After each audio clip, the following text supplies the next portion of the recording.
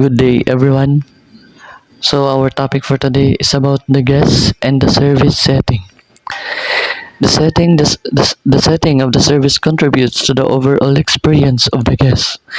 This is why, even though the service delivery is impeccable, it seems that there is something lacking in the process. By this, an establishment needs to refurbish the system when it comes to the ambience of the servicescape.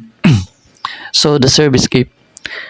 The servicescape is the actual physical environment where the act of the service is performed, delivered, and consumed. It is very important because it is the area where the service team and the guests interact with each other. Planning the servicescape is critical as it contributes to the overall mood of a guest while he or she is actually experiencing the service.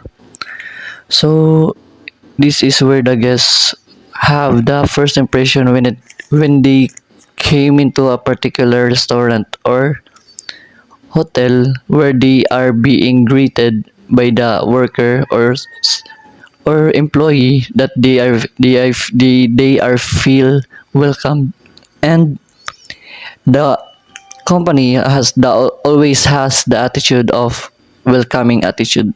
Berkeley Principles of Design for Tourism and Leisure-Related Establishment. Albert J. Rutledge introduced certain principles how to effectively design establishment for the purpose of both the guests and the employees, as they are the ones who usually utilize establishment spaces. So everything should have a purpose. There should not be any area without any function. Therefore, there should be a good relationship between the different parts of an establishment. The parts are as follows. So, first is the natural elements. These areas include land itself, water areas, and lands. For example, is these and mga waterfalls, and dagat, actually mga example ng mga natural elements. And then the second is used areas. These areas where there is an interaction between guests and the service staff most of the time, such as the dining room, floor parking area, and games rooms. In these areas, it is important to check for certain technical requirements. So, in nga areas, asya init example hen, for example, mall, di ba may mga parking areas ganito. Mga restaurant, may mga dining room. Asya din mga example. And the major structures in large complex, this pertain to building and dams. For example, kinukuha ng tubig ng mga gripo, di ba may dako ito na dams, amit ito mga major structures. For example, ang mga hotel, di ba nakita mga hotel, mga tagtaas na, so it means the major structure ito, building ito. And the minor structures, this includes utility areas, benches for guests, walkways, and pathways for large outdoor complex, and it is important to establish a good street system and internal road network so that guests would not be lost and to ensure the quality of experience. So inihiya asya in mga aragian, mga pathway, mga atong ginagian. So kaya nagamit, very important kasi magkaroon ng network parang ang mga tao diri malipat kun hang era destination. Di ba may iba na gamit yung Google Map. Asya ito lang, high-tech naman, titikakuan naman yan na. So, asya tayo nagamit ang network para makakuha unahing tira destination. And then the last is the forces of nature. This include wind, sun, and rain effect. So, inihiya, asya mga, for example, di ba kita kung masirak nakatatang mga dagat, asya mga establishment, mga areas na kung masirak nakatatangad to. Kung liwat mauran, di ba may lahat kita gusto natin kumadto ha mga coffee shop, kung mauran, assign it forces of nature. That's it. The importance of Servicescape.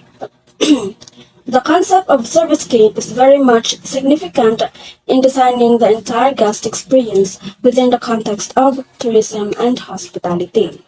It also examined the effect of overcrowding on the perceived quality of the servicescape and on the level of excitement experienced by consumers. Below, this concept is highlighted into view to further emphasize the importance of servicescape. Expectations is an environmentally largely influences guest expectations even before as the service process. This can be reflected as the guests would expect cleanliness as a primary concern in most cases. Piero Sickness 2014 conducted a research on the impact of environmental certifications on hotel guest ratings. So example of that is if a casual dining restaurant's interior is dirty. So the guests would have a negative impression which affects their entire experience. So maybe masilingan to ang mga guests na for the other na kasi ayaw ka mo pagkalit mo ita dining restaurants kay wala tira proper cleanliness, wala tira tuan mga dirty. So, because of that, it ato restaurants makaka-apekto it era service kay masabi nga wala na masabot because of the negative feedback that they have. So, the answer of that or the solution is we need to follow the steps and also we need to clean always because it is the most important. Mood and emotion. Another importance of the Servicescape is that it sets the mood for the guest and somehow evokes their emotion along their experience. The mix of the different elements will considerably affect the guest's mood even before she enters the establishment. Imagine when you're hearing your favorite childhood cartoon theme song on the common grounds of an amusement park. It brings you back on your childhood memories and somehow sets the mood of a happy experience before you enter the amusement park. Employee satisfaction. Employee satisfaction is how content employees are with their job. There are some elements of satisfaction: compensation, work environment, tools and resources, workload, attitude, work-life balance, staff relationship, and company culture. These defining factors are important to companies who want to keep their employee happy and reduce turnover. But employee satisfaction is only a part of the overall solution. Employee satisfaction and employee engagement are similar concepts on the surface, and many people use these terms interchangeably.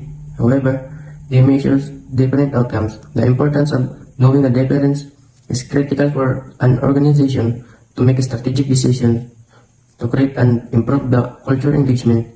Employee satisfaction covers basic concerns and needs in the workplace. It is a good starting point, but it usually stops short of what really matters. Satisfied employees are content. Engaged employees show up every day to give their best to help their company succeed. Service production factory. To some, the setting may only be the service backdrop, but in reality, it is where the guest co-produce the experience with the different aspects of the service product. This is why the service setting is often referred to as service production factory. Within the service production factory, the guest undergoes and co-produce the service experience. And the service setting has a big role in the guest satisfaction and eventually loyalty. For example, a guest has a problem with the air conditioning in the room and asking for the assistance. Ngan di na masulod ang service team para igayad ang problem han guest. Asya nga dako ang role ng service team para masatisfy ang guest kung may problema man nira room or kailangan nira room service. Ano na po to? Function value. Lastly, service settings is important because of its functional value. With the guest at its central concern, the establishment focal reason for existence is to provide safety and easy to use and understand place. Safety and security could not be more highlighted than before, as there are a lot of technological advances that can be accessed by other people. This is why major task for people of safety and security to convince probable guests to come in the property and enjoy the facilities.